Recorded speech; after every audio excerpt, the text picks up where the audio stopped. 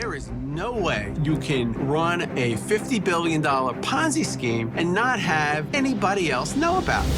Madoff was the scapegoat for the financial crisis. But in a blue-collar crime, the bodies drop before you investigate. In a white-collar crime, they drop afterwards. Because they're old? Yeah, because they're old. Yeah.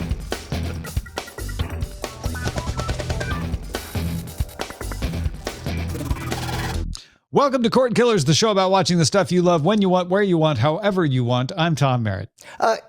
Bryce, tell me about this particular series, because I saw Brian the fictionalized just account. in case you didn't know. Yes. I saw the fictionalized accounts of the Bernie Madoff disaster, and I didn't care for them very much because they were unfair and reductive. Is this one better? ?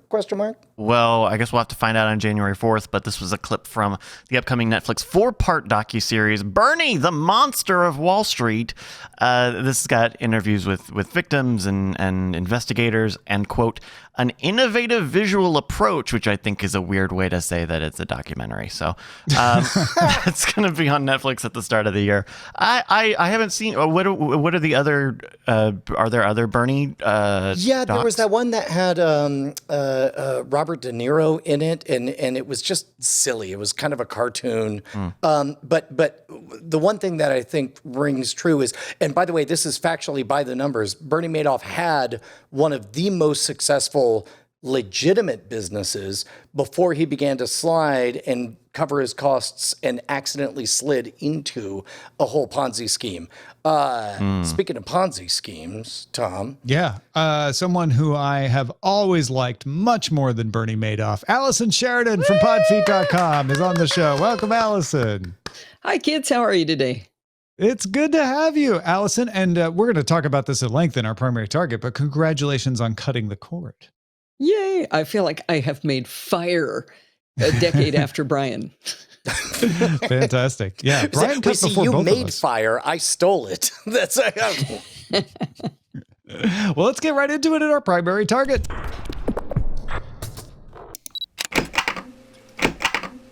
Now, if you listen to the NosillaCast or if you read podfeet.com, you already know this, but Allison recently cut the cord for good. Something you'd had one cord snipped halfway, but you still had cable. You still had that service just as a backup, I know. What pushed you to be able to finally get over the hump?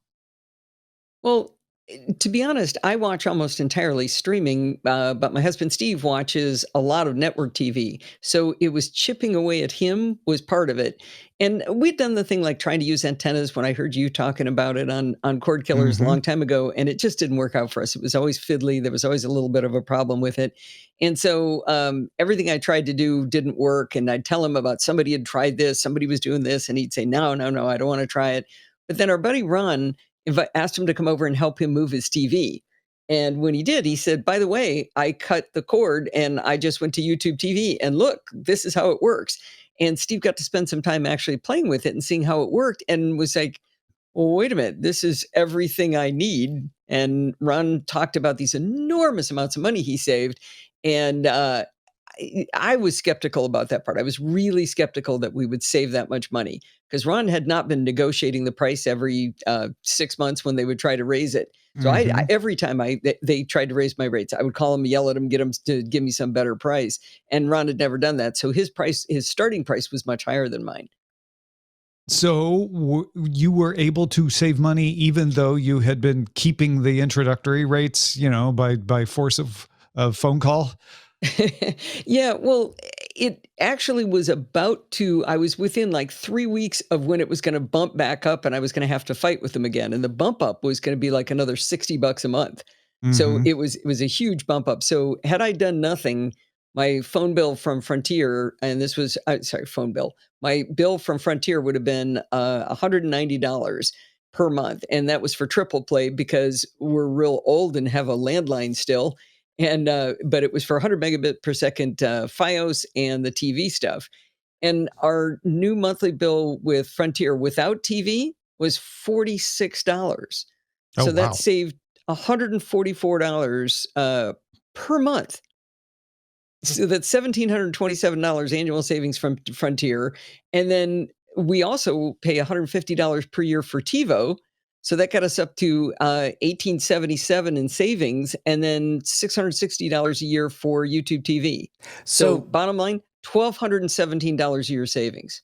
One of the things that we encounter and we haven't come up for a phrase for this, but basically people who are cord killing resistant, the murder resistant, they tend to be like, well, I don't want to have to decide over X, Y, or Z. I like having everything. It works, or they keep offering me bargains and all that stuff. But now that you have completely severed the cord, do you have a plan or an overall strategy for what happens when somebody talks about a thing? And like, do you have an ecosystem that you're going to decide? Like, for example, over the years, we've established that I am very much like, at some point I realized I don't want to have a lot of buckets for all my content. I don't want some of them in Apple, some of them in Amazon. I'll just put them all through Amazon. That way it'll be less confusing and one less thing to remember. What is your strategy for when the next new thing comes out and you want to participate? I collect them all. So while we were paying $190 a month for Frontier, we are also subscribing to Hulu, Paramount Plus, Disney Plus, Apple TV Plus, Prime, and Netflix, and probably a few more that I don't remember. So we tend to buy them all whenever there's a show we want to watch. On occasion, there's HBO Max is in there too. I forgot that one. So occasionally some of them get canceled, or we cancel them because we haven't been watching them. But I don't have a problem just buying more services one by one if I'm having some fun with those. Well, so it sounds like you weren't price inflexible, and you had some extra scratching. You didn't mind buying things here or there. Why the focus on the savings now that you finally cut the cord? Well, it's like I'm not against spending the money, but I'm against lighting dollar bills on fire. Yeah. Right? That's a little different thing. When I can have the same thing I had for $1,200 a year less, that I don't see any reason not to do it. So that was why the savings were still, like I said, don't like lighting the dollar bills on fire, but I don't mind paying for stuff that I'm actually using. Now, YouTube TV isn't always going to have all the channels that everyone's cable system has, but in your case it did, and in a lot of people's case it will. And there's also Sling TV and Direct TV Stream and others, Hulu Live, that folks can look at to compare. That's why we always talk about going to suppose.tv to just look for the channels that are important to you. But I get what you're saying, which is you looked at Apple TV Plus, at Netflix, at Disney Plus as something separate from cable. You were going to get them or not based on what was in them, it sounds like. Whereas YouTube TV was the key of the apples to apples comparison of, we were spending more with Frontier, and when we switched to YouTube TV, we were spending less. Well, and remember, even with something like Frontier, you can lose stuff. At one of the negotiation points I got into, it was going to go up like $40 a month, and it turned out if I shut off, what was it? I forget which channel that airline disasters were on. It's not History Channel, but it's something like that. Southwest Airlines. Yeah, but it was something Steve watched, but we decided we could do without it. So we did do without something it was an absurd amount of money to watch one show. What I was surprised that it was pretty much a apples to apples comparison. And by the way, I had trouble when I was writing this up referring to cable TV, since it's not a cable, but it is a cable, right? It's coax and it's Ethernet coming into my house. But what distinguishes it from the other TV, since all of my TV is coming across that single cable, is it's what I'm calling it now is live linear TV. So we're paying YouTube TV for live linear TV. And then I've got streaming, which is separate from that. And that's how I've started to talk about it as two different things. And some people call it over the top, which is kind of weird, but it's basically saying instead of going through the cable system, it goes over the top through your internet. I call it cable replacement because that gets across the idea that you're replacing your Comcast cable with a cable-like system from YouTube TV or whatever. But yeah, there's live linear TV. That's a good way to think of it too. And I didn't come up with that. I generally don't. It's a regular industry term. Yeah, I didn't think that you coined it. But in the end, I think it's interesting to me that you did see the cost savings when you compared apples to apples, because sometimes you don't. But you get more control, unlike Frontier, where you just recently experienced what happens when you have to cancel Frontier. If you cancel YouTube TV, you go in and press the cancel button and you're done. Well, but that was the really weird thing. When I called Frontier, they're like, hey, can we give you a $10 coupon to go to YouTube TV? I was like, oh, so they encouraged you to go to YouTube TV when you called to cancel? They encouraged me. Because they get a referral fee out of that. Interesting. Right. But think about it. They lost $1,200 a year and got part of a $10 coupon. I mean, however that worked. But the other thing was, then they gave me, when I didn't understand my bill when it came, and I called them back and said, explain this to me. It doesn't look right and everything. And she said, oh, well, what you don't realize is I gave you a loyalty $10 a month savings, and we gave you the new subscriber $10 a month. So they gave me $30 a month in discounts because I quit. On your internet? Well, they upgraded my internet from 100 megabits per second to 500 megabits per second, including sending a little man out here to help us, get it installed. So let me see if I get this straight. Did you say little man? Sorry. No, I love the idea that they have a special type of human that they send out. They dispatch the little men, bring them internet. Just to see if we can clear this up for everybody. You kept Frontier Internet. Right? You called Frontier Internet, said, I want to cancel. And they said, great, here's $10 off YouTube TV. Also, your new internet will be faster and $20 a month cheaper. Yes.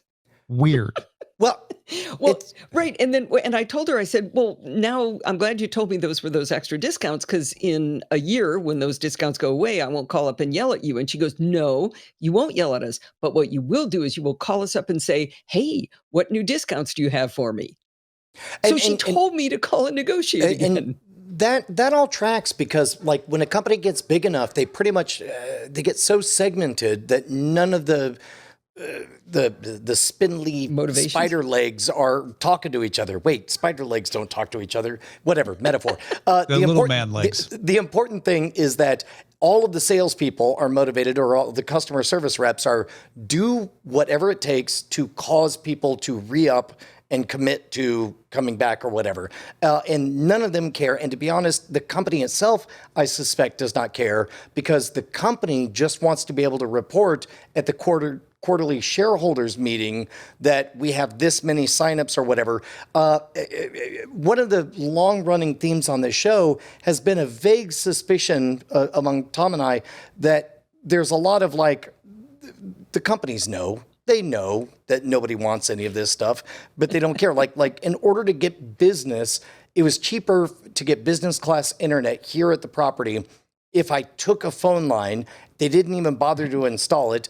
The salesperson knew it. The person who installed or didn't install it knew it. I knew it. We all knew it. We all just wanted to maintain the facade just a little bit longer in order to keep consistency.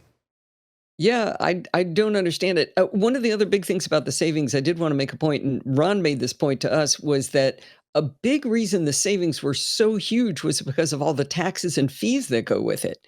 I mean, what is it, $6 a month for sports fee? Yeah. And they'll do franchise fee, which is like a fee for existing in your city. Those are never in the advertised price. Right. And another thing I just learned, I was on a hangout for the Mac Geek Gab talking about cord cutting, and there was a gentleman there who explained something I didn't realize had just recently happened, is the FCC has stopped mandating that cable companies allow you to have cable cards. So he didn't believe the cable company when they told him, and he actually called the FCC, and they went, yeah, we just stopped doing that. The rule expired. There was a sunset provision on the rule. Yeah. Sorry. Yeah. Did you say cable cards? Yeah, so we had cable cards in our TiVos. We had 5 TiVos in the Got house, it. and we had a cable card to get our cable service, and they didn't have to let us keep having that. So I think they're ready to just like fly. They didn't even ask for the card back. I imagine that Frontier in particular, because it's a smaller operator, probably looks at television as a cost that they don't want to Oh. continue to bear over time. Yeah. In other words, they're like, this is not a growth industry. This is a decline industry. Nothing we do is going to stop that. We can try to slow the decline, but that's just going to string our costs out. Or we can help people along and get a little cut of the action as they move to YouTube TV. And it sounds like that's what they're doing with you. Well, why can't they do it for $55 a month? That's Instead a of whole other 190. industry to provide the streaming background and the servers and it's an entirely different skill set. It's a different technology. The way it's shoved at me. Well, I would suggest that maybe there's a counterintuitive kind of, then they would be in competition with themselves because they still have old timers overpaying for a service. They can't create a new service at a lower price to compete with themselves. However, what they can do is admit that the old timey service that they're overcharging for and they know is slowly going to erode. They know everybody's going to go, but they can tell all of the sales reps, make sure to give this promo code and at least we'll recoup some of this. They also want to keep your internet subscription as well. But yeah, I guess, but it's hard to, the only reason I would cut out Frontier Fios would be because I couldn't afford to have internet anymore because it's the same price as what I would get for cable instead of Fios. Ooh, but also where I live. 10 years ago, it was very much the case that almost everybody only had one broadband opportunity. Nowadays, LTE services over the air, your AT&Ts and T-Mobiles and so on, your Starlinks, your competitors for Starlinks that Starlink's rockets are sending up there. Everybody knows that we're about 2 to 3 years from internet being completely ubiquitous, global, and increasingly price competitive. Okay. Yeah, right. I mean, I think that's an ambitious way of putting it, but it's not wrong. More to the point, and not even a counterpoint, is there are people unlike us, Allison, who will see their cell phone connection as a perfectly reasonable alternative to Fios, right? They got Frontier Internet because that's what was available and the cheapest when they got it, and they'll just be like, you know what? I'm just going to cancel internet. So you want to try to keep those folks, and giving them YouTube TV will keep them. Yeah, I suppose. Now, there was one thing we didn't like about YouTube TV. One big thing was it was really, really hard to scrub through the channels or through on the timeline with the Apple TV remote. And it was kind of jumpy and janky. You'd look at it and you'd say, okay, I nailed it. And right when you let go, it would go bleep and it would jump to some completely different location. And that was kind of irritating. And after I posted about that we'd finally cut the cord, Dave Hamilton of the Mac Geek Gab and Ed Tobias, another buddy of mine, wrote to me both simultaneously with the exact same thing: is we're going to cut into your savings of $80 a year. We need you to try out Channels. And Channels, have you guys gone into detail about what Channels is on the show? No, we haven't. Tell us about it. So it's a service that you pay $80 a year for, that you can run. You basically create a DVR server on a device of your own. So it is nerdy, but it'll run on the Mac, on Windows, on Linux. It'll run on a Raspberry Pi. It only needs like a 1 gigahertz processor with a gig of RAM and a big disk. So you're actually TiVoing, you're actually DVRing into your house instead of using the DVR services of YouTube TV or Sling or Fubo. So when you do that, so you install the server software, the DVR server, and I did it on a Synology. You can do it on a FreeNAS or whatever you got in the house, and then you connect that through TV Everywhere, which is a weird step, over to YouTube TV or Fubo or whatever you have for your provider of your channels, and the two of them connect, and then the server software says it goes through and goes and finds out what all the channels are you have access to. And once you have that going, now you can set up your recordings just like you would with actually very much like the TiVo interface.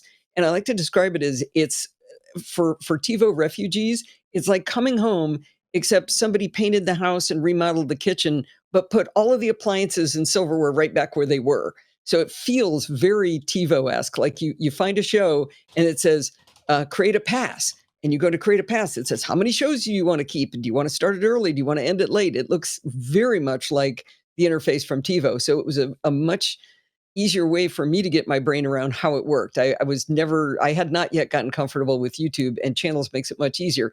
And after a show is completely recorded, you can then hit a thing pops up that says skip commercial as soon as the commercial queues up.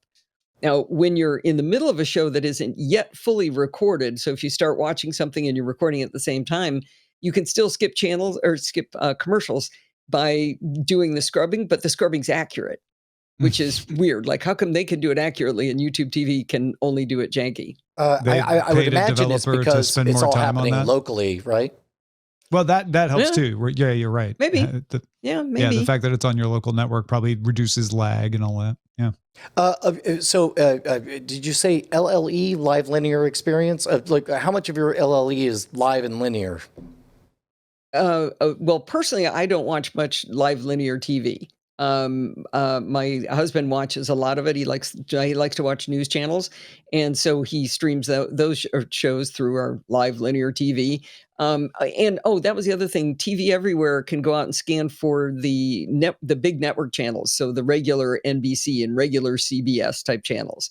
I don't know what those are called, about separate from CNBC. You know what I mean? Yeah, That's yeah. like The broadcast category versus cable channels, generally speaking. But and for anybody who doesn't quite know TV Everywhere, a lot of people do, but it's a broad brush name for the practice of letting you sign in with your cable account to watch streaming versions of shows from the originator. So you can sign into the NBC app and see all the NBC shows that you get through your cable company.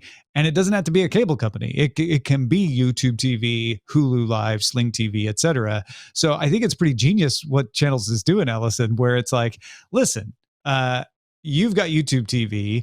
We're going to use that to sign you in, which already is a service in itself, to sign you into everything, get that content. And then we're going to use our fair use privileges to then record that locally so that you can use it as a DVR. That's amazing. I see that they work with the HD Home Run, which I imagine is probably the most common way it's installed. Is that what you're using, or are you using something else? No, that's only, you only need the HD Home Run if you're using if you have an antenna. That's the only case that you need that. So I'm doing it because I'm getting it through my because you're just doing the TV Everywhere stuff. Yeah. Right. This probably sounds pretty confusing. The article that they link to in the show notes gives a lot of detail on exactly how the pieces fit together. And I've got a little diagram because I love making diagrams to explain things. I find that drawing diagrams helps me figure out what I need to explain and whether I actually understand it myself. So that helped me to create that diagram to explain the different pieces. I can still just go over and watch YouTube TV. If something were to go wrong, if my hard drive failed or whatever, I could just flip back over and watch YouTube TV. There's a few channels that wouldn't be on TV Everywhere. You may not watch those very often, but they're there still if you want. TV Everywhere is pulling my YouTube TV channels. I would imagine I imagine there are some channels that don't provide TV Everywhere on YouTube TV. They'd be really, really odd channels like Cheddar or something like that. Yeah, I don't know. It found 163. That seemed like enough. Yeah, that's probably plenty. I do think we stumbled into an interesting factual artifact that I think one of the puzzles that we've been trying to suss out over the last 14 years is why giving up the cable cord hasn't happened faster. And I think you nailed it, because in a household with 2 video watchers, it's a 2-key operation. Both parties have to agree that they're going to do this ecosystem, that ecosystem, or whatever. And if one of them is, let's say, loves high-end dramas and Netflix and Amazon and on demand or whatever, and the other is just like, I just like having, the news on in the background, then that would definitely slow down. And that makes me think that the type of person who is a 1-unit household tends to be younger, and they're almost certainly using their parents' or their family's logins for everything. So it's not a problem. I don't know. I think we got a lot of vectors to unpack here. Yeah, we're in the case of where we trade around saying, I'll pay for this, you pay for that. Then we have a net bill at the end of the month. And my kids actually pay me. So I don't just let them mooch. My theory has been that the best practice is to cancel everything every quarter, and then just the moment you want something, buy it, and then cancel it again. Have you tried anything close to that, or how often do you cancel services other than cable? No, we definitely don't cancel much. And I think I talked about this last time I was on the show. Steve and I are nerds, we're engineers. So we created a database using Airtable where we track what we're watching on what channel, what episode we're on. Mostly was because we could never figure out what we were watching. We'd sit down and say, well, I don't know where that is. I can't remember. Is that on Prime or is that on Apple TV or Netflix? Where did that show come from? So part of it was to be able to figure out what we were watching and where it was and not forget about things. But I can also create like Kanban charts so I can look and see how many shows we were actually watching on each channel. And every time I run it, Steve is actively watching something on one of those channels. Rarely me because I'm over on the streaming channel. Well, but those are incorporated too. But hasn't been much. I believe we canceled HBO Max for a while, but believe it or not, the reason we're keeping it right now is because we're watching Big Bang Theory again. So has not been a time where there's not some show active that's on one of those channels. So someone showing you YouTube TV got you over the hump of understanding like, oh, it really does have the things Steve wants.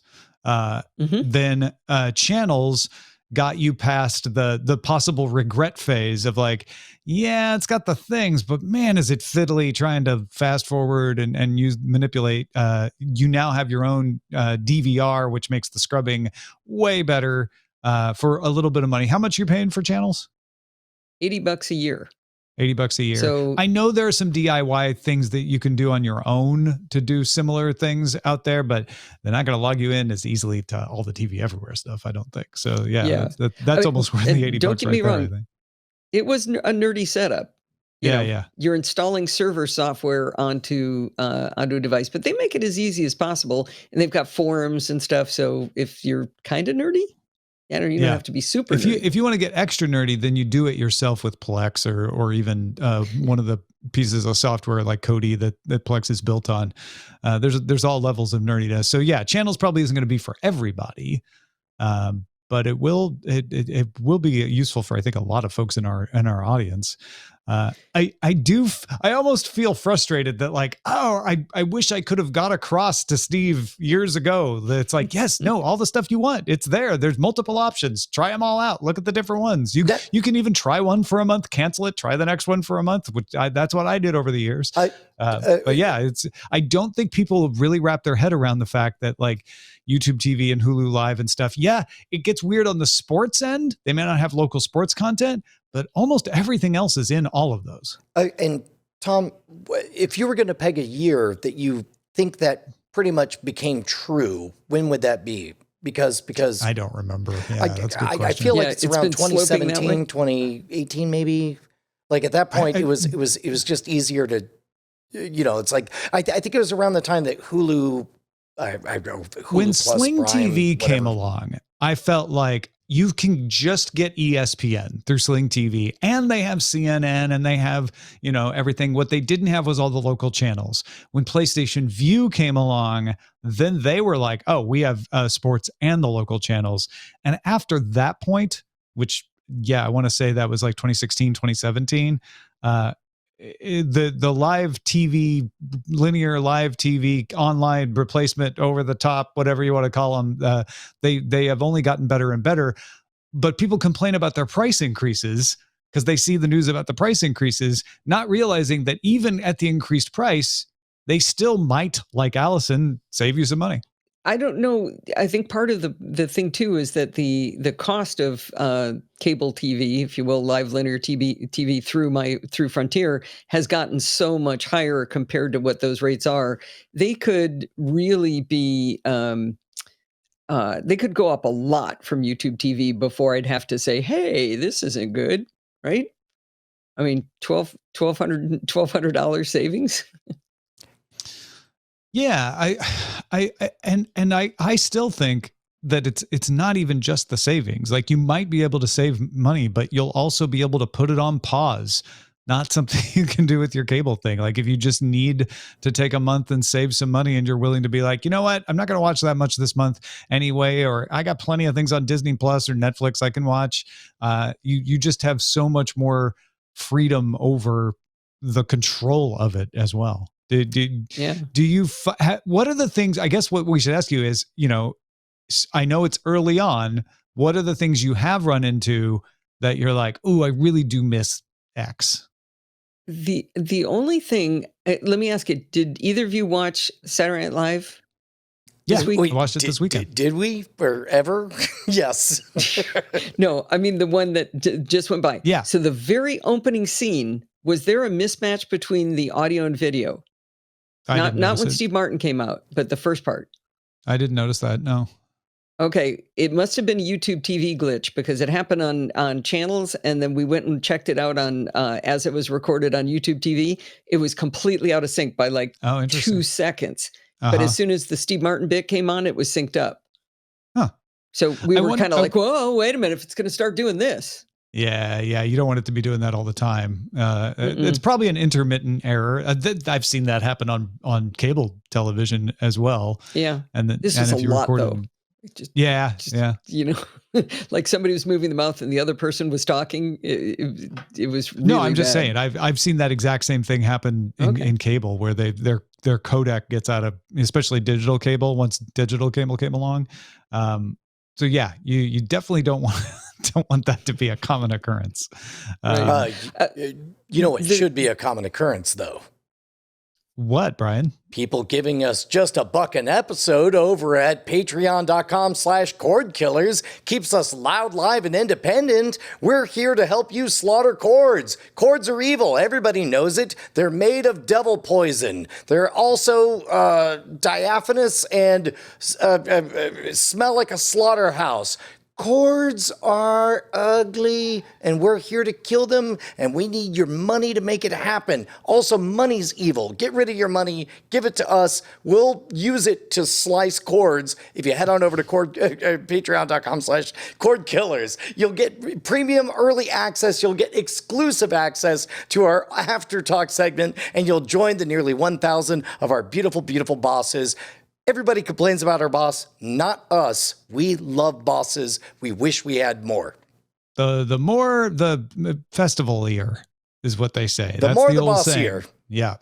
And if you just thought, you know what, Allison has inspired me, I'm going to cut the cord, and you do the calculations the way Allison did, and you find you're like saving some money. Well, now it's free money. We just saved you money, and you don't even have to give us all of it. We just want a little bit of it. Patreon.com/Cordkillers. Let's talk about how to watch. The Wall Street Journal's Cordelia James has an article called "Can't Hear What Actors Are Saying on TV? It's Not You, Probably." According to a survey commissioned by language teaching app Preply, cited in the article, 50% of Americans watch content with subtitles on most of the time, and 55% say it is harder to hear the dialogue in shows and movies than it used to be. While some of the problems might be your TV speakers, if you have surround sound speakers that are pointing away from you in a flat panel television, a lot of it is in the post-production process for the stuff you're watching, where they made choices based on people having 5.1 surround sound. They just don't play well on smaller speakers. There's all kinds of reasons why this would be. That's because the sound mixers may not be optimizing it for mono or stereo home speakers. They're likely optimizing for surround sound, especially when a movie is being made specifically to be seen in theaters with more sophisticated sound systems. And it may be a style choice to show how explosive a scene is. They may know, like, yeah, no, you're not supposed to hear what they're saying because there's explosions going on, and no one could actually hear that. It's a style choice. It's something Christopher Nolan embraced in movies like Tenet. Wall Street Journal article suggests a few things you could do at home to help. A TV being placed on a surface instead of on a wall will help sound from any downward-facing speakers bounce off that surface toward you better. If you buy a sound bar Get one with a center channel that is meant for dialogue. Check your settings to see if there are sound settings that can boost dialogue. I have that on mine, and it helps out a lot. You could also try pairing your earbuds so you can hear your sound better. Apple TV lets you pair 2 pairs of earbuds at once. So even if you're watching with somebody else, you can both pop in the earbuds and hear really well. And Google and Apple let you use a phone as a speaker, which you could then also pair with earbuds. Allison, do you ever run into this where you're watching something before or after cutting the cord and you're like, why can't I hear them? Yeah, we've started putting on subtitles a lot. And I think it actually started during Game of Thrones, and which turned out to be really handy because I had a chance of remembering maybe an eighth of the names of the people in the series. Yes. So that actually was handy. But we're having them on more and more. But we have Dolby 5.1. We've got speakers all over the place. We got a subwoofer and we got the center channel. So we're definitely noticing it more and more, though. So that maybe that's into we're being affected by the new way that they mix it. But I whenever I think about the center channel, the day I learned that was important for dialogue was we saw the Star Trek reboot at the Catalina Theater, which was the pavilion there that's, I don't know, 100 years old. And the center channel was out. So we couldn't hear most of the dialogue. And when Spock finally finds out from Uhura what her name is, we never heard it. We're like, no. So there's the 55% of everybody saying that it's harder to hear than it used to be. I mean, that's sort of biological, right? We would all assume that used to be, whatever that means, you could hear better. But I had never considered a technological reason for it, or that the blame should be shifted on me. When I'm at home, I put subtitles or closed captioning on everything, mainly for the cultural reason or for the storytelling reason of I don't want to be confused at any moment. I like, if something mumbles, I'm like, am I supposed to know what's being said or not? And I like the little hint of off screen, this character is mumbling and you're not supposed to inaudible dialogue. But that's a bit of a cheaty hack. Meanwhile, when I go to a movie theater where, of course, everything is calibrated, I never miss any of the closed captioning going on. Tom, where are you at on that? On what? Well, on how often you use closed captioning these days. You know, I don't like to use it because it distracts. On the other hand, we watch a lot of shows that aren't in English.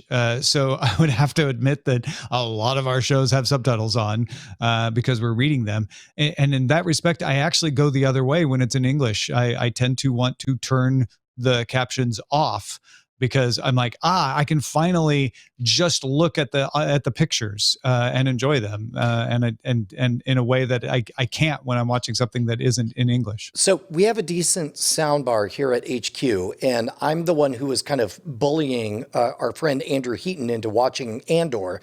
But Andor is largely British dialects with some alien languages and an awful lot of crazy sounding made up names and star systems, none of which you know whether or not you've heard correctly. And Andrew Heaton does not like closed captioning. And so every time I was like, oh my God, you're going to love Andor, we're going to go. And we got into the first episode, he's like, would you turn off closed captioning? And I'm like, fine. And then about 10 minutes later, he was like, you know what? I guess go ahead, turn on closed captioning. It's fine. And so the following week, same thing. He's like, no closed captioning. And we get about 10 minutes in and he's like, you know what? Go ahead and turn on the closed captioning. And eventually it became the running joke where every time we sat down, I was like, so he's like, yes, just fine. You know, it makes it easier to experience the story closer to a graphic novel or with none of the cognitive load of trying to ask yourself, did I hear that correctly? I agree with Tom's argument earlier that like subtitles can be distracting. You know, with some of like with 2521, I gave an episode a try with the English dub, so that I wasn't reading subtitles the whole time. And I didn't really like that. I liked that episode less because of that. This is a very, very crass metaphor, but it's one of those ideas that once you know it, it's hard to unknow. There was some comic somebody had put on Reddit where it's like somebody had compared watching something with subtitles to trying to look at a beautiful girl wearing a low-cut shirt and keep your eyes on her face when you really want your eyes to go somewhere else. Yeah, I don't run into that, Brian. I'm not sure I follow that analogy, but I find them really annoying in comedy. Got like really interesting shoes. You might just keep wanting to look down at the shoes. Exactly. That's what you meant. But with comedy, I swear the only time the subtitles are ahead of the dialogue is when I'm watching a comedy. So I see the punchline before the person delivers it, and that ruins it. So I definitely like to turn off. But on something like Andor, I'm always afraid. Like I feel like Star Wars is a lot of pressure for me because there's going to be a test. Somebody's going to ask me what I thought of it. They're going to spew out a name, and I've got to learn the names. So that's another reason I would definitely have subtitles on Andor. For names, 100%, you're right. And as a matter of fact, I would say that my experience, and this is coming from somebody who has read all of the Game of Thrones books and then watching the Game of Thrones series, I was very thankful for the closed captioning because, like, I don't know, some music's playing, but if I didn't have the closed captioning at a certain scene, I wouldn't know that it's a specific song that has a cultural significance within the world and that trouble wasn't about to very much happen. But that's something that I was able to be clued in on thanks to the closed captioning on there. So one thing on the Wall Street Journal article that really surprised me, there's a graphic that you guys showed that I just assumed that we had closed captioning on because we're old now, but the percentage of baby boomers who said that they had closed captions on more often was 35%. Gen Z said 70%. Yeah. So that's the cultural thing that Brian's talking about. Where, and there's it doesn't have to do with the fact that you can't hear. It's all kinds of other things. There's a knock-on benefit to accessibility. For example, if you have a college campus and because of the Americans with Disabilities Act, the ADA, you have to make sure that it's possible for anybody with a wheelchair to get into any part of a college campus. The knock-on effect that nobody had passed the law to do, but is of tremendous benefit, is if you're a magician showing up at a college campus and all of your gear is loaded on a dolly, then there are always ramps for you to get up. Likewise, the closed captioning is for the hearing impaired. However, the knock-on benefit is in a loud bar, sports bar, they can have 35 different televisions. All of them can have the audio off except for one, and yet all of them can have closed captioning on, and you could experience. I've never heard Stephen A's voice, but I see his face, and I see the words that appear underneath him. Because you call him Stephen A instead of the thing everyone knows. I don't know. That's what it says on the screen. I don't know. Stephen A. Smith, I think. Yeah. Preposterous. So, well, that's a great. You would know. You would know. Just write the word. Preposterous. Well, one of the knock-on effects of going through all of this technology is we get to watch things, and we'll talk about it now in What to Watch Under Surveillance. Not like real estate. It's all about location. Under surveillance. All right, we talked already about the fact that James Gunn and Peter Safran are taking over DC Studios. It's not surprising to hear that with new heads, the lineup would be getting shuffled. Word is that the next Wonder Woman movie didn't mesh with their new strategy and will not be made. However, Gal Gadot tweeted about how excited she is to share the next chapter of Wonder Woman with folks. So something appears to be happening with the character, just not that previously planned third movie. New Man of Steel and Black Adam movies are also in question, though when asked on Twitter if we're going to see a Superman movie, Gunn said, yes, of course, Superman is a huge priority, if not the biggest priority. We do know Aquaman and the Lost Kingdom comes out December 2023.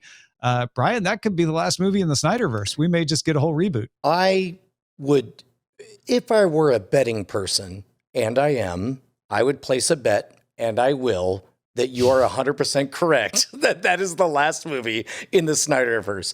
I don't know what comes next, and to be honest, I'm a little bit really fascinated, given James Gunn's journey of going from powerful to powerless to powerful to mega powerful to all of the power, whether or not he is treading lightly or what. My goodness, what it must be like to be a fly on the wall for all that stuff. all I know is, in general, the DC universe, which was not my universe, I make mine Marvel, is doing better than I've ever seen it do before. And under James Gunn and Peter Safran, I would imagine it's only going to do better and better. Yeah, Allison, do you watch Marvel, DC, either, both, none? Where do you fall in this? Definitely a Marvel girl. Definitely all over the Marvel. I like happy shows with some comedy. I like a lot of action, but the DC stuff's a little dark for me. I'm not against some of it, but definitely I lean Marvel world. Well, the good news would be that James Gunn also likes comedy, and he made Guardians of the Galaxy. He also made the hilarious Suicide Squad and Peacemaker. And Suicide Squad, love Suicide Squad. DC has had a wonderfully fascinating split personality where over the last 10 years, its television shows were bright, colorful, joyous, campy, and its movies were overly gritty, dark, unnecessarily so. I don't know. It'll be fascinating to see. All I know is that I can't think of anything James Gunn has ever touched that I have not enjoyed. At the Game of Thrones convention in Los Angeles, Kit Harington, who played Jon Snow in Game of Thrones, talked a little about the Jon Snow spin-off show announced earlier this year. Now, he didn't give us any details about the plot or anything like that, but he said he thought Jon Snow probably felt he got off lightly at the end of Game of Thrones, because he killed a lot of people. Kit Harington said, he's got to live out his life thinking about all of this trauma, and that's interesting. George R. R. Martin wrote earlier this year that Harington pitched the show and recommended the showrunners. The working title is Snow, which, probably makes sense, even as a working title. How are we feeling about a Game of Thrones direct sequel centered around Jon Snow? Before I toss it to Allison, I think that oftentimes something wonderful is discovered, not necessarily created. So from one perspective, you might say George R. R. Martin created Jon Snow, but George R. R. Martin did not have to wake up and spend 7, 8, 9 years living, thinking about what it must be like to be Jon Snow. Kit Harington did. And also at the same time, know about production, set pieces, about fight choreography, about what is going to sell, and overhear the responses to Benioff and Weiss and all that stuff. A younger version of me would roll my eyes at this, but current me thinks that this might be a brilliant idea. Of the characters I'd like to see keep going and find out what's going on in their lives, I would definitely say that Jon Snow would be the one I would pick. But the idea of the whole plot is his angst about killing everybody. It's like he wasn't drippy and sad enough, right? Whenever I think of Jon Snow, though, outside of Game of Thrones, I have to think of the Seth Meyers sketch where he has Jon Snow to a dinner party. That's what I picture this being. And he just kind of brings the whole room down constantly. It's hilarious. Yeah. Canonically, in spoiler territory, if you've never seen Game of Thrones, Jon Snow kind of shows up at the wall, a soft, doughy, project of Stark. Ned, but meanwhile, I think about the Lord Commander. I believe that he's just the right amount of broken, stoic. I'm going to sit here and hold the wall, and now he has become something very, very hard, and I would like to follow that story. Okay. Yeah. I hope, like you, Allison, that there's more to it than just snow brooding. I imagine there will be. I think I have faith. Bong Joon-ho is best known for directing Parasite, but before that, he was probably best known for Snowpiercer. He's returning to a more sci-fi realm with his next movie, Mickey 17, starring Robert Pattinson and Steve Ewan. The movie is based on the novel Mickey 7 by Edward Ashton. Warner released a 30-second teaser for the film, which is 30 seconds of Robert Pattinson in a tube. Man, Mickey that 17 guy, coming to theaters. Mickey 17 is coming to theaters March 29th, 2024. What now, Brian, react to the tube. No, I mean, that dude's face, so symmetrical. That tube, so tubular. That shot, very much a guy in a tube. Good job. There's not been more tubular guy in a tube shows that you've seen before then. I mean, since Max Headroom. Max Headroom? Yep. Yeah. I would say both of those are totally tubular. One of them more period appropriate to say that. I don't know. It's a weird teaser. It doesn't tell me anything, and yet I'm intrigued. So bring it on, Bong Joon-ho. All right, let's move on to what we had our eyes on. Something you've been watching lately, Allison. What is it? Well, two shows that I would say are the exact opposite. I loved Bad Sisters. We just finished it. Never disappointed. Every single episode was something I didn't expect, didn't see where it was going. I laughed, I cried, I enjoyed it. But on the other end of the spectrum, we're watching Avenue 5, and we don't know why we keep watching it. We are 4 episodes into season 2, and it's often awful, but it's so uneven that it's almost like each episode's written by somebody else. So there'll be really angry, awful episodes, and then the next one's hilarious. So I think that keeps us going. We keep having hope that maybe it's going to be a good one, and I'm not sure why. We also watched the movie Something in the Dirt. Have you heard of that? Have you seen it? I I've haven't. not. It's again, we rented it. We watched the first half of it, and then the next day we're like, well, we're going to have wasted that $6. We got to watch the rest of it. But again, we don't know why. It's 2 guys in an apartment that is apparently somehow possessed. It has this crystal that floats in the air, and they're trying to make a documentary about it. But the 2 guys are real weird, and the show's real weird. And it's not clear that they didn't make all of this up, and I don't know where it went. I mean, it was very, very strange, but we made it to the end. So I was, proud of that accomplishment. Got my $6 worth. Bad Sisters on Apple TV Plus, Avenue 5 on HBO. Where did you find Something in the Dirt? It was just a rental, right? Just rented it from Apple. Yeah. Okay. There are so many jokes I want to make, but we definitely had a great time talking about Moonfall. So like there's some kind of self-torture thing that makes for good watching.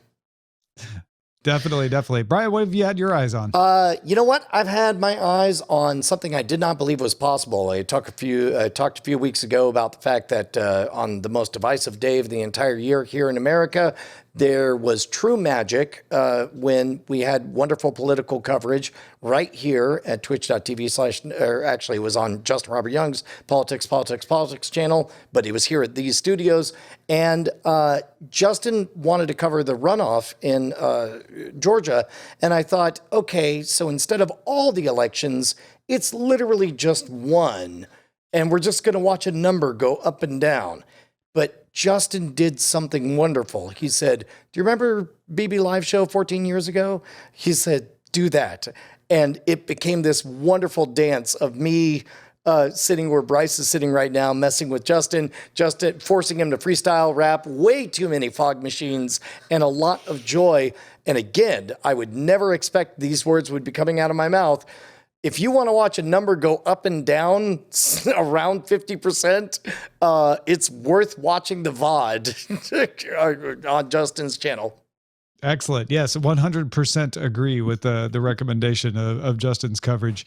I, on the other hand, watched Bullet Train, which is the movie that came out on Netflix that I described on Twitter as if someone asked ChatGPT to create a Tarantino film. It has that Netflix allure of you being able to watch it while playing, something on your phone and not really losing your place.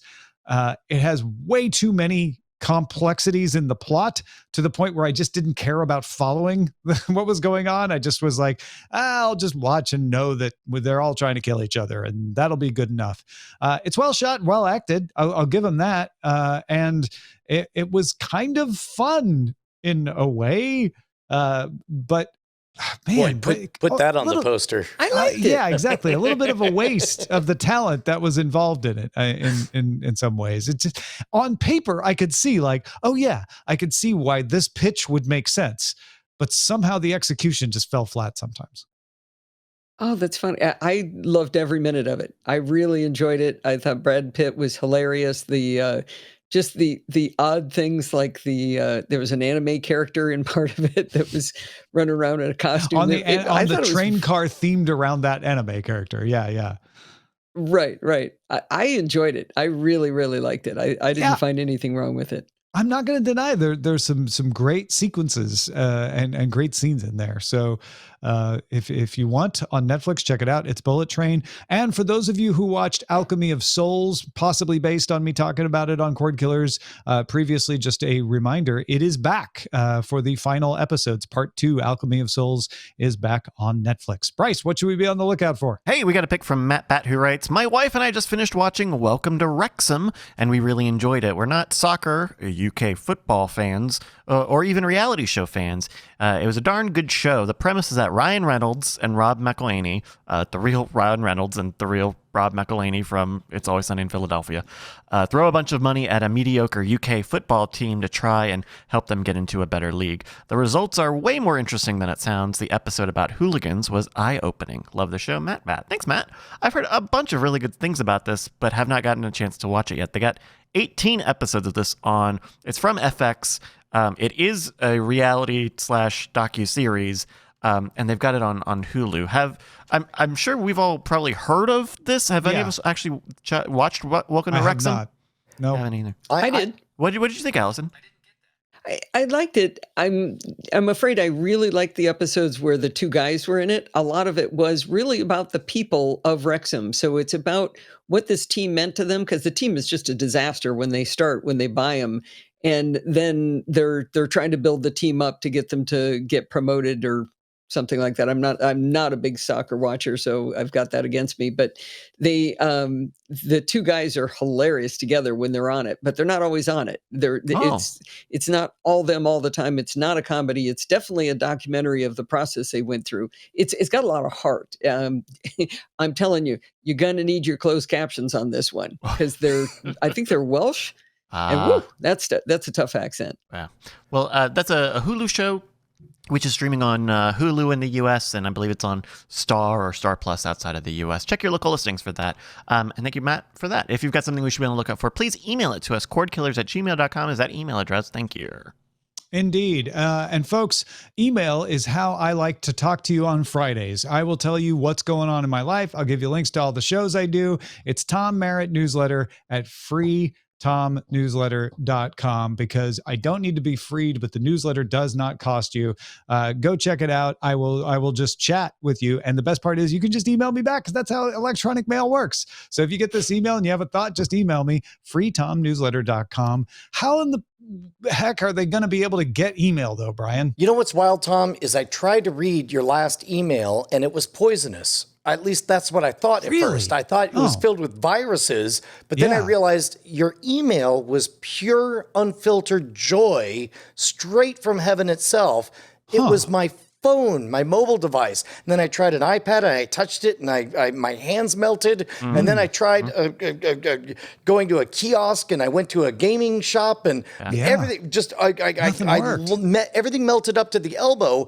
And then I remembered that only Doghouse Systems are not poisonous. So I went to doghousesystems.com/rogue and I got a free SSD, and I thank the folks for Doghouse Systems for keeping us loud, live, and independent, and saved some money while I did it. Wow. And you're not poisoned anymore. Yeah. Also, then by that point, I was so tired, I never read the email. Well, it's still there on your Doghouse Systems for you to read at any time. Let's move on to the front lines. I'm terrible. Front lines.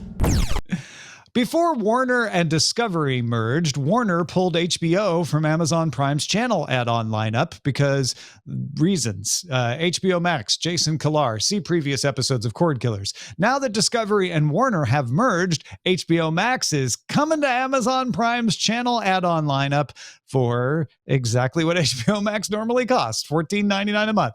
Sources tell Deadline it's a 5-year deal, and while Discovery Plus will eventually be merged into HBO Max, in the meantime, the company is still developing the service Discovery Plus on its own. So a new feature coming to Discovery Plus US subscribers is the ability to download shows for offline viewing. Only eligible shows, but there's thousands of those on there. If you are viewing them, again, Discovery Plus in the US on iOS or Android. And in another intriguing move for the future of how we pay for TV, Peacock struck a deal to become an add-on for DirecTV Stream. Customers can add Peacock with ads for $2.99 a month, a discount from the usual $4.99. Peacock without the ads is the usual $9.99 a month. Because I'm Brian Brushwood, I have to mention that advertising your own shows are still ads. That's fine. Never here nor there.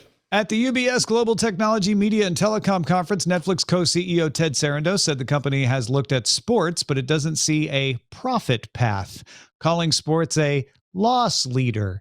He pointed out that Netflix got 165 million households to watch Squid Game without having it premiere after the Super Bowl. In his words, quote, "We didn't need a big loss leader to build a mass audience." And another quotable quote from Sarandos, "We're not anti-sports, we're just pro-profit." On Netflix's plan to combat password sharing, he said it's a lot like the way you manage a price increase. Consumers aren't going to love it right out of the gate, but we need to show them why they should see the value. And, quote, "We created a product that was not very easy for you to add your kids and pay for that." And finally, he indicated that there will likely be multiple tiers of ad-supported Netflix at different price points in the future. Particularly on the password sharing, Allison, because you said earlier about sharing logins. Do you feel that Netflix is going to be making it easier for you by adding a way for them to pay for themselves to your account? Well, I've never understood this particular move because didn't I start paying more so that I could watch more simultaneous streams, which I thought was the way I was legitimately paying for more people to be using the account? In your household. Netflix never said that was for more people using your account. It was to be able to watch in multiple rooms in your household. Yeah, I misunderstood. People said that you could do that for other reasons. Right. But so yeah, I now already they're going to paid make more. it. No, but they're going to make it easier for you, Allison. Yeah, Now yeah. your children can pay $3 extra on their own. Right.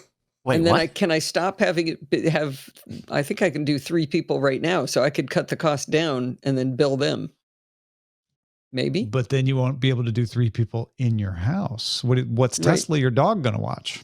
Yeah, good point. Good point. She's over there watching Discovery. Right? And those cheaper right. plans don't get 4K. The cheaper plans don't get HDR. Right. They don't get surround. Some of them See? are the cheap plan is only 720p. Wait a minute, I already told Brian up Meanwhile- front that I was just going to buy more, right? It's Ted there. I'll buy Sarandos it. is doing it for you, Allison. Okay, somebody showed up with a knife. Meanwhile, the Amazon updated the Echo Show 15 to now support Amazon Fire TV. The device already supported Prime Video, but now it can work with a wide variety of streaming services with the update also adds support for a virtual remote from your phone, as not all video apps on the Fire TV are touch enabled. Oh, nice. Making the Echo Show into a TV seems like a real smart move. But I feel like we just got back to the TV in the kitchen that was the little tiny TV now. Right? We're right back to where we were. But is that bad? And it's just likewise, TikTok brought back channel flipping. I mean, it's like Yeah. everything old is new again. Yeah. A few other notes here. Netflix reported that its show Wednesday, the show called Wednesday, you can watch it any day of the week. It's just called Wednesday, has been watched for 752.5 million hours in its first 12 days, already making it Netflix's number 5 show all time in any language, passing Bridgerton and eyeballing Money Heist, then Dahmer, then Stranger Things 4. And if it can keep that momentum, Squid Game all the way at the top. I'm hearing buzz about this show, like out of nowhere from non-internet sources. Yeah. The Bad Batch Season 2 trailer is out. Series returns January 4th. Jackie Chan told the Red Sea Film Festival that he is in talks to make a 4th Rush Hour movie. The last Rush Hour movie was made in 2007. The Hollywood Foreign Press announced its nominations for the 2023 Golden Globe Awards for film and television. Netflix and HBO each had 14 nominations, tied for the most. Winners will be announced January 10th. Showtime announced that Yellow Jackets will return for its second season on March 24th. NBC has approved the rebooted Quantum Leap for a second season. The White Lotus creator Mike White indicated that season 3 might take place in Asia somewhere. The CW has picked up a documentary series called 100 Days to Indy about IndyCar racing, and Shadow and Bone season 2 has been scheduled to come to Netflix on March 16th. I'm with you, Brian. It feels like Wednesday, everybody's talking about it, the show, not just the day. Yeah, and I realized that I jumped in a little bit early. Allison, do any of these resonate with you? I am excited about Jackie Chan. Another Rush Hour, I'm in. You've been waiting take my 15 money. years for this announcement. Okay, can we all place a bet on how old Jackie Chan is? 70,000. No, minutes. I bet he's like in his 60s, his mid-60s. I'm going to bet I bet he's he's still 68. amazing. He's exactly 68. 68. Good. Okay. All right, let's get to the dispatches from the front.